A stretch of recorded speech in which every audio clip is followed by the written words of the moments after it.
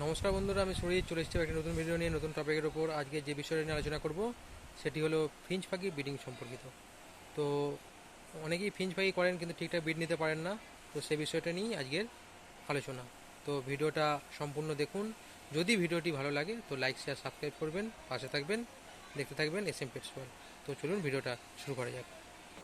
তো বন্ধুরা, ফিঞ্চ পাখির ক্ষেত্রে প্রথমত মেল ফিমেল কনফার্ম করতে হবে, এবং মেল ফিমেল কনফার্ম হওয়ার পরে তাদের নেস্টিং মেটেরিয়াল ঠিকঠাক প্রপার দিতে হবে। প্রপার নেস্টিং মেটেরিয়াল দেওয়ার পর তাদেরকে এভরিডে, প্রত্যেক দিন, একদিনও মিস হলে হবে না, সব ফুড প্রোভাইড করতে হবে। সব ফুড ছাড়া ফিঞ্চ পাখির ব্রিডিং অসম্ভব। এবং তার সাথে রয়েছে সপ্তাহে মিনিমাম 5 দিন ক্যালসিয়াম ও ভিটামিন। ক্যালসিয়াম ডিসি এবং ভাইমিনাল একসঙ্গে একত্রে দিন। পাখি মুডের মধ্যে থাকবে এবং ব্রিডিং করবে, এবং প্রত্যেকটা এগ ফার্টাইলিটি হবে এবং সুন্দর সুন্দর বাচ্চা পাবেন। আর প্রতিদিন সব ফুড না দিলে পরে ফিঞ্চ পাখির কিন্তু একটিও বাচ্চা দাঁড়াবে না। তাহলে পরে কী হবে, তারা ফিডিং করাবে না এবং বাচ্চাগুলো এক্সপায়ার হয়ে যাবে। তো ক্যারিসোয়ার ডিসি এবং ভাইমিরাল যদি আপনারা না প্রোভাইড করেন তাহলে পরে ফিঞ্চের কোনো ব্রিডিং আসবে না। তারা ব্রিডিং করবে কিন্তু ডিম নষ্ট করে দেবে, ডিম খেয়ে নেবে, ডিম ফেলে দেবে, এই বিষয়গুলি চলবে।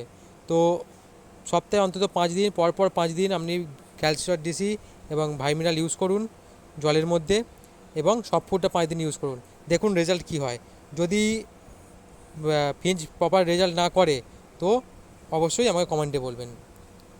যদি আপনারা এইভাবে প্রপার ওয়েতে কাজটি করেন তাহলে ফলাফল অবশ্যই পাবেন। এছাড়া ধৈর্য তো মাস্ট পাখি পালনের ক্ষেত্রে। ধৈর্য রাখুন, সমস্ত কিছুই প্রপার ওয়েতে পাবেন। তো আমার কথায় না বিশ্বাস করে অন্তত আপনারা একবার একটা ক্লাস এটা করে দেখুন, অবশ্যই ফলাফল পাবেন। তো ধন্যবাদ।